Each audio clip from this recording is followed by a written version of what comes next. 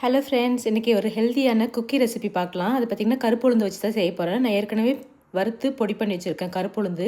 அது ஒரு கிளாஸ் கோதுமை மாவு, ஒரு கிளாஸ் அளவுக்கு ஆல்மண்ட் ஃப்ளவர். இது நான் வீட்டில் ரெடி பண்ணது தான். அரை கிளாஸ் அளவுக்கு சர்க்கரை, டேஸ்ட்டுக்கு ஒரு பிஞ்ச் அளவுக்கு சால்ட் எடுத்திருக்கேன்.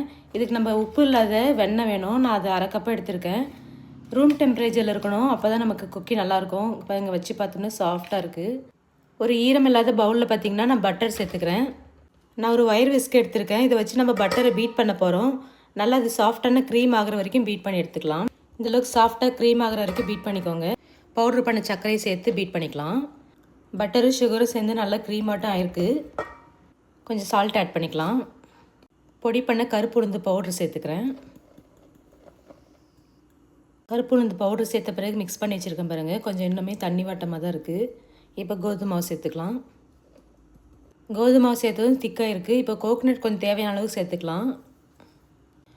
கோகனட்டும் சேர்த்து பிசைஞ்சிருக்கேன். இப்போ ஆல்மண்ட் பவுடர் சேர்த்துக்கலாம். எல்லாம் ஒன்று சேர்ந்து இந்த அளவுக்கு மாவு பிசைஞ்சு வந்திருக்கு. இப்போ ஒரு டேபிள் ஸ்பூன் அளவுக்கு வெண்ணிலா எசன்ஸ் சேர்த்துக்கலாம். இப்போ பார்த்திங்கன்னா எல்லா மாவும் ஒன்று சேர்ந்து இந்த சப்பாத்தி டோ மாதிரி நம்ம பிசைஞ்சு வச்சுருக்கோம்.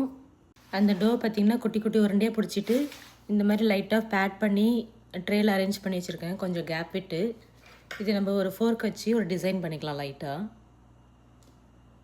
இந்த ட்ரேயில் அரேஞ்ச் பண்ணி வச்சு தான் நான் கொஞ்சம் நேரம் ஃப்ரீசரில் வச்சுக்க போகிறேன். ஒரு 10 to 15 மினிட்ஸ் வச்சோம்னா நமக்கு அந்த ஷேப் நல்லா கிடைக்கும். இப்போ அவனை ப்ரீ ஹீட் பண்ணிக்கலாம். 360 ஸ்டார்ட். 10 நிமிஷம் போல் ப்ரீ ஹீட் ஆகிருக்கு. இப்போ வச்சுக்கலாம் அவனில். நம்மளுடைய குக்கி ஒரு 20 நிமிஷமாக பேக் ஆகிருக்கு. அடியில் பார்த்திங்கன்னா இந்த மாதிரி கலர் சேஞ்ச் ஆகிருக்கும். நம்மளுடைய குக்கி ரெடி ஆயிடுச்சுன்னு அர்த்தம். ஸோ அவ்வளோதாங்க, ஹெல்த்தியான கருப்பு உளுந்து பவுடர் யூஸ் பண்ணி நம்ம குக்கி பண்ணியிருக்கோம். குழந்தைங்களுக்கு தாராளமாக கொடுக்கலாம். நான் வெல்லம் சேர்க்கல. நீங்கள் வேணால் வெல்லம் சேர்த்து ட்ரை பண்ணி பாருங்கள். நான் வெல்லம் சேர்த்து குக்கி ட்ரை பண்ணதில்லை. Okay, thank you.